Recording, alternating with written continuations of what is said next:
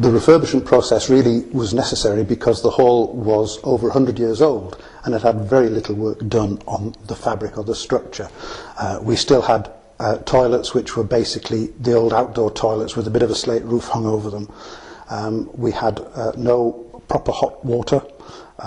We had no heating other than the wall-mounted radiant heaters which ran off meters and were very expensive.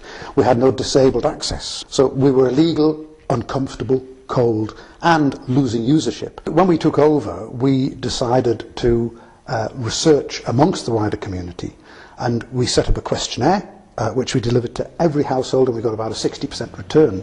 This was complemented with a number of public meetings where people came along, said what they wanted, what they'd like to see, and said, and can I help? Can I put my shoulder to the wheel? So we very quickly had a committee, a good active committee of 12. Our community was telling us they wanted somewhere that was clean, somewhere that was warm. And that temperature problem causes a major maintenance issue for us, with a lot of damp problems, condensation problems because of that.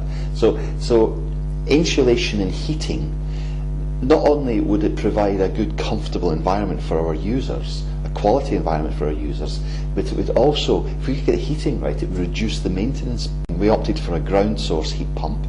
The heat pump system goes into a heat exchanger which is connected to an underfloor heating system. There are some groups, user groups, that come to this hall because of our underfloor heating. Groups like Pilates, groups like yoga, because they don't like the cold. So that was a very important aspect for us. Our user groups wanted somewhere where they could meet and somewhere that was bright and airy and fresh. And I think we've been able to provide that for them as well. Going right back to when the trust was set up to manage the hall in 2002, since then I reckon we've spent just shy of £250,000. Phase one, as we call it, was when we took over the hall. We set about fundraising through hall activities, and we had ceilidhs, we had entertainment evenings, we had dinners, so there was a big contribution from the local community. And then we started the round of grant awarders, and at that time good old Northern Rock Trust was still running, so we knocked on their door to the tune of £8,500, with which we took the lease on the field and paid for the fencing and the legal cost of the field. Neil here raised money through awards for all, for the chairs and the tables. Then we got development grants. We used those to pay for the design work, pay for the things like the quantity surveying and the cost estimating. And then we went for the big one, which was lottery, where we were lucky enough to get £187,000. Without that, none of this would have happened. We got lots of supplementary grants: Hadfield Trust, Cumbria Waste Management, SLDC, Cumbria County Council, Neighbourhood Forum. Everyone has been really, really helpful and really generous, but within their limits, and the only one-stop shop to get the sort of money we needed to tackle the big job was lottery. I've told you when we started, and we ain't finished yet. So I can't really give you a start to finish. As I said, we phased it. There was phase one, when we made the place usable within the limitations of how we took it over, and then there's phase two, which gets it to its present very, very acceptable standard. Phase 3 is to finish the job on the building and add some additional equipment to make it more economic. Our increase in usage is not only in numbers of groups and numbers of rents, which are all up, but the turnover thankfully is up as well. So there's been a significant increase in take without a significant increase in the cost per hour, because that was one of our objectives, not to simply make money by putting the prices up, but to increase usership. Although our committee was made up of a lot of very good people with a lot of expertise, there was one area where we felt that we didn't have that expertise, and that was in the area of project management. And we were able to find someone in the community that could provide that expertise, and we paid him a pro bono fee for his advice and professionalism.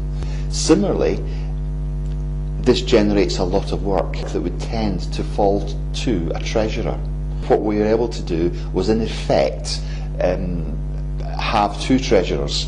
One treasurer who would look after the strictly accounting side of the business. The other would look after the application and the management of the lottery application. If we had to do it again, we'd do it all in one sitting.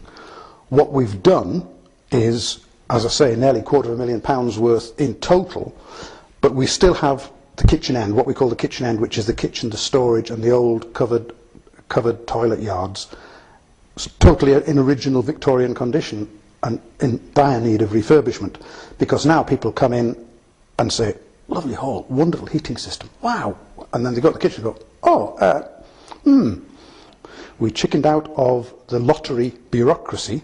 The lottery bureaucracy takes a step change upwards if you go for £250,000 plus, and to do the kitchen end as well, we would have had to go to the next band.